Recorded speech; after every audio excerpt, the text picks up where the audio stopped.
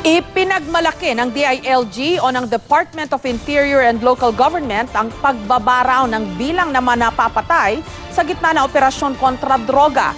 Samantala, kabilang sa mga bagong naaresto na sangkot di mano sa droga, ang kapatid ng isang dating mataas na opisyal ng DILG at isang kawani ng Philippine Coast Guard. May report si Victoria Tulad.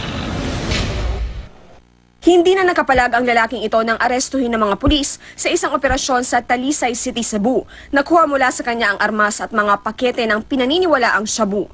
Nasabat din ang ilang armas at mga bala. Pero ang suspect na si Danilo Ruiz, kapatid pala ni Lito Ruiz, isang dating opisyal ng Department of Interior and Local Government o DILG. Iginiit ng suspect na hiniram lang daw niya ang mga armas. Gumagamit daw siya ng droga pero hindi siya nagbebenta. Nilinaw naman ni Ruiz na walang kinalaman ang kanyang kapatid at ito pa raw mismo ang madalas nagsasabi sa kanyang itigil na ang pagdodroga. Litli lang to lumaki nung ibang mga drug personality na nahuli na, yung iba na neutralized. Ito yung base sa namin, ito na yung sumikat sa isa ito sa nagpapalago ng shabu sa buong Talisay City. Sinibak naman ni Manila Mayor Joseph Estrada ang 5 traffic enforcers sa Maynila na nagpositibo sa droga. Bahagi sila ng 240 na traffic enforcers na sumailalim sa surprise drug test noong April 24. Hindi sila drug free, kaya job free. Job free na sila, wala silang trabaho. Tandaan nyo, ano man ang gawin nyo, lahat ay babasak din. Aabutin sa aking tanggapan. I will never tolerate this from anyone. Hindi ako papayag. Nagkaroon naman ng balasahan sa mga pulis ng Tanawan, Batangas at Binangonan, Rizal. Bahagi raw ito ng internal cleansing ng PNP. Sa bayan naman ng Balayan sa Batangas pa rin, patay ang isang hinihinalang drug pusher matapos manlaban umano sa mga pulis.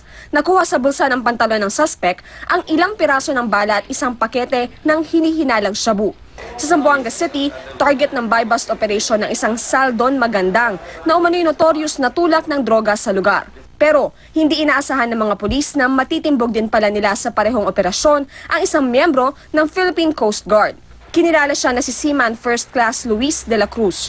Nakumpiska sa kanila ang mga pakete ng shabu, may market value ng 10,000 pesos. Pinapalob niya yung unang kaso niya, involved din siya sa illegal drugs na may arraignment do sila last week dito sa RTC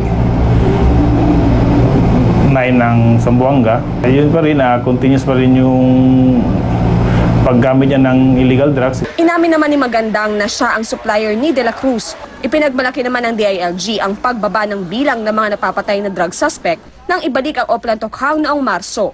Ayon kay DILG Assistant Secretary Epimaco Densing III, bumaba ng 2% mula sa 5.3% ang death rate sa mga operasyon. Kung dati raw isa ang napapatay sa kada 20 operasyon, ngayon isa ang napapatay sa kada 50 police operations. Base sa hawak na datos ng DILG, lumalabas na 183 ang napatay sa mahigit 9,300 na operasyon simula noong Marso hanggang May 5. Victoria Tulad, GMA News.